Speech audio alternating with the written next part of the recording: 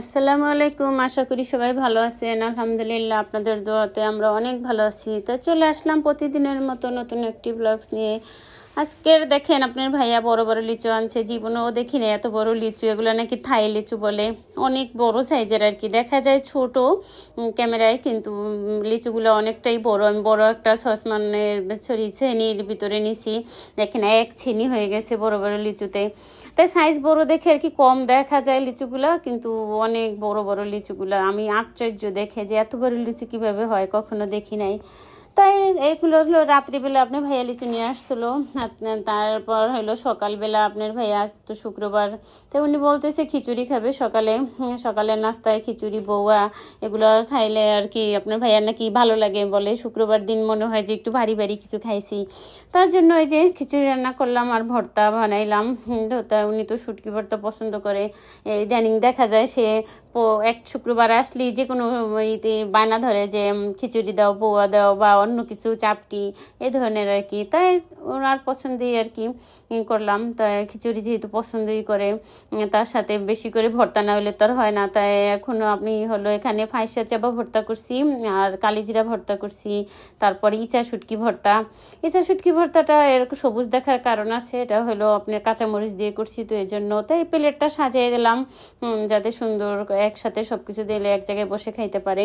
তাই আমি প্লেট সাজাই দিলে আপনার ভাই আর কি খুশি হয় যে উঠতে হয় না। তাই সকালে নাস্তা শেষ, পরে দুপুরে রান্নার জন্য আসলাম। উনি হলো আজকে বায়না ধরছে কালো ভুনা খাবে। কোরবানি চলে আসছে, এখন কালো ভুনা খাওয়ার ইচ্ছা জাগছে আর কি। তো এই যে কোরবানি আসলে মানুষ তো অনেক কিছুই রান্না করে খায়, কি মাংস দিয়ে অনেক ধরনের আইটেম খায়, তাই না? তা আপনার ভাইয়া কোরবানির আগেই সে হঠাৎ বায়না যে আজকে কালো ভুনা খাবে। তা কালো ভুনা করলাম আর ডিমটা একটু ফ্রাই করে দেবো হালকা। পোলাওর সাথে ডিম খাইলে আর কি অনেক মজা হয়, এর জন্য বাচ্চারাও পছন্দ করে, আপনার ভাইয়াও খুব পছন্দ করে। তাই ডিমটা আমি ভাবছিলাম একবার যে ডিমের কোরমা করব, তাই ঝামেলার কারণে আর করলাম না, ফ্রাই করে দিই, এটাই ভালো হবে। আর টিকা আছে, টিকা ভাজলাম, 4টা টিকা আছে এখানে ভাজা। আর 2 বেলার জন্য আমি এখানে ডিম নিছি। আর হলো পোলাও রান্না করছি, তারপরে কালো ভুনা করছি, ভাত রান্না করছি। তাই ওগুলোই শেয়ার করি আপনাদের সাথে। দেখেন টেবিলে একদম সাজায় ফেলাইছি। দেখা যায় শুক্রবার সারা সপ্তাহ বাচ্চাদের নিয়ে দৌড়াদৌড়ি করার পর খুব ক্লান্ত লাগে, মনে হয় যে আজকে একটু রেস্টে থাকি, কিন্তু দেখা যায় বাচ্চারা যেহেতু বাসায় আছে ওদের জন্য আর কি হয় না, দুপুরে একটু ভারী খাবার রান্না করতে হয়। তার জন্য এই যে পোলাও, আর শুক্রবার দাওয়াত না থাকলে বাসায় পোলাও রান্না না করলে মনে হয় না, মাংস না রান্না করলে আর কি এই যে মনে হয় না কিছু রান্না করছি আর কি, এরকম আর কি। আর রান্না বান্না বেশি আয়োজন করলে মনে হয় যে না, টেবিল ভর্তি খাবার থাকলে মনে হয় যে একদম শুক্রবার ভরপুর আর কি সব কিছুতে। তাই আর কি আমার কালো ভুনাটা অনেক সুন্দর হয়েছে, অলরেডি আমি খেয়েও দেখছি, টেস্ট খুব ভালো হয়েছে। এবার কোরবানিতে তো অনেকই কালো ভুনা, তারপর মাংস ঝুরা, এই আপনার সে কী বলে জাল দেওয়া খুরমা মাংস, অনেকে অনেকটা খায় আর কি, টিকা কাবাব, অনেক কিছু আর কি আইটেম করা যায় একই কোরবানির মাংস দিয়ে।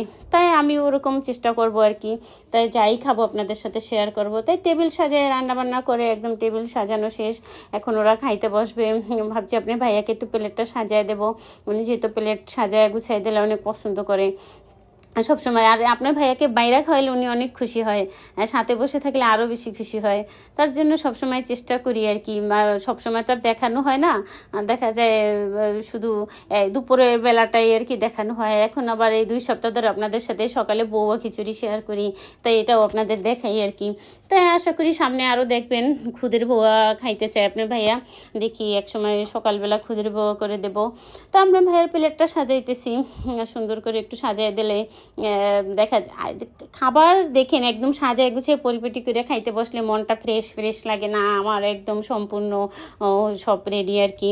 তো এরকমই আর কি সুন্দর করে একটু সাজাই দিছি যাতে এক জায়গায় বসে খেতে পারে আর কি। আর দেখা যায় দুপুরের খাবারটা সবাই মিলিয়ে খাওয়া হয়। অনেক সময় দেখা যায় আপনার ভাইয়া অনেক দূরে থাকে, তখন আর হয় না। আর যখন ও বাসায় থাকে আমি চেষ্টা করি সবসময় সবাই মিলে একসাথে খাওয়ার জন্য।